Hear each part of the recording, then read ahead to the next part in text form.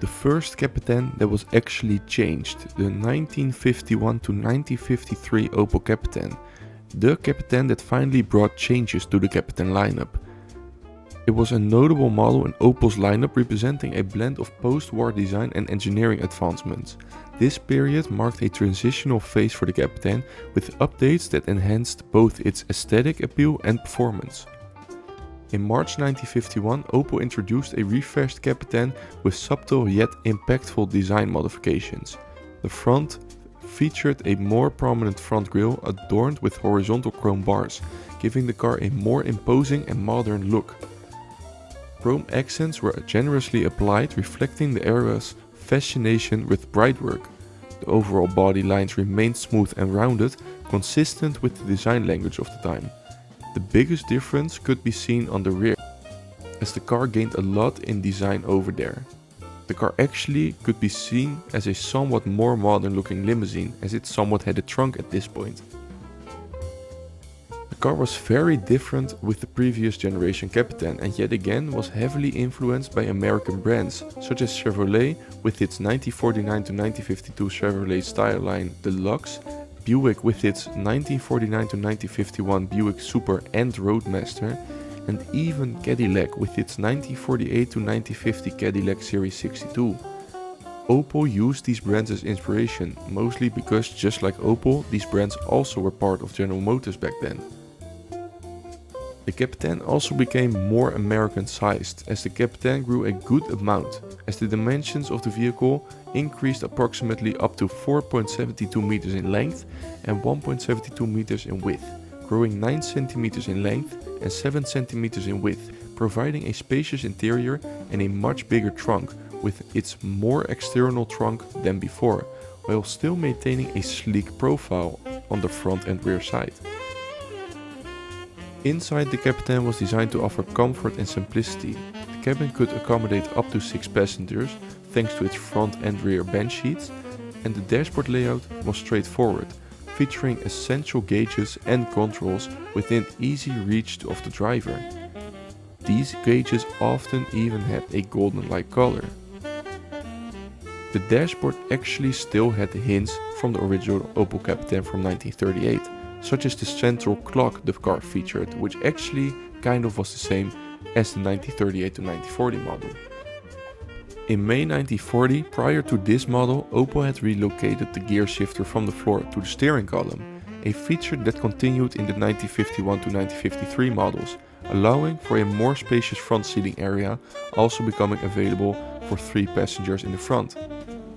Under the bonnet, the Kapitän was powered by the same 2.5-liter inline-6 engine, although finally being increased in power from the previous 55 horsepower the car has had since the pre-war Kapitän and even the Opel Super 6, which was from 1937. The compression ratio of the engine was increased from 6.1 to 1 to 6.25 to 1, as Opel had already slightly increased the compression ratio from 6.0 to 1 to 6.1 to 1 in May 1950, although this didn't gain any more power. They did this again simply because the quality of fuel slowly started to get better, giving car manufacturers the possibility to increase their compression ratio for the engines. Initially, this engine produced 58 horsepower at 3700 RPM and a torque of 144 Nm.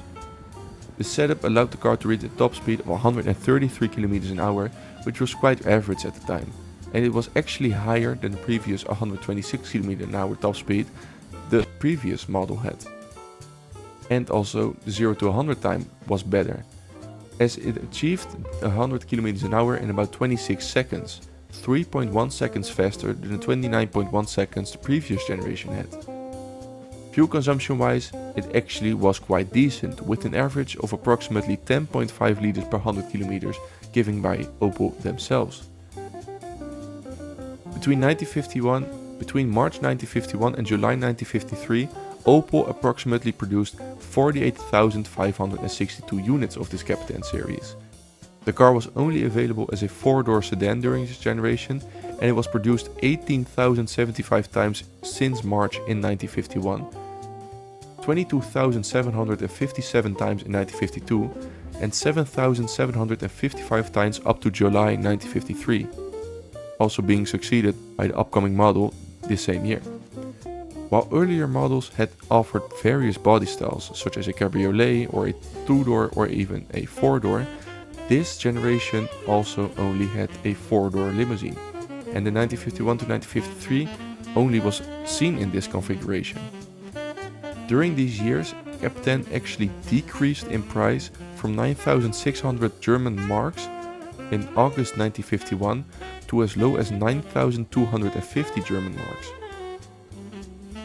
In the early 1950s, the Opel Kapitän competed in the upper mid-size segment. Its main competitors included models like the early BMW 501 models, which were equipped with a 2-liter 6-cylinder engine with 72 horsepower, produced between 1952 and 1958, with a little over 22,000 units made. Although this engine was way more powerful than the Kapitän, it was somewhat a good comparable competitor. Another competitor, also from Germany, was the Borgward Hansa 2400, produced between 1952 and 1959, with a little over 1,000 units made, with its very unique design, but much better performance as a 2.3-liter straight-six engine produced 82 horsepower. The Kapitän was known for offering a balance between performance and affordability, making it an attractive option for buyers seeking a reliable 6-cylinder sedan. It didn't compete with power, but with a reliable and sufficient engine inside a fairly large-sized car at the time. The 1951 to 1953 Kapitän succeeded the 1948 to 1951 model, which had marked Opel's return to the passenger car production after World War II. Despite this generation being similar to the pre-war Kapitän, the 1951 to 1953 model was not. In November 1953, Opel introduced a completely redesigned Kapitän after the summer break, which was longer and wider than its predecessors, slowly taking over more American aspects. This model retained a new 6-cylinder engine, but yet again, as with this generation, offered increased power outputs as well. Thanks for watching this video. To be able to upload more videos in the future, please consider becoming a member of my channel or sending a super thanks on this video. Also, don't forget to like and subscribe for more, and don't forget to check out this playlist with many interesting videos covering various parts of the automotive industry. And I will see you in the next video.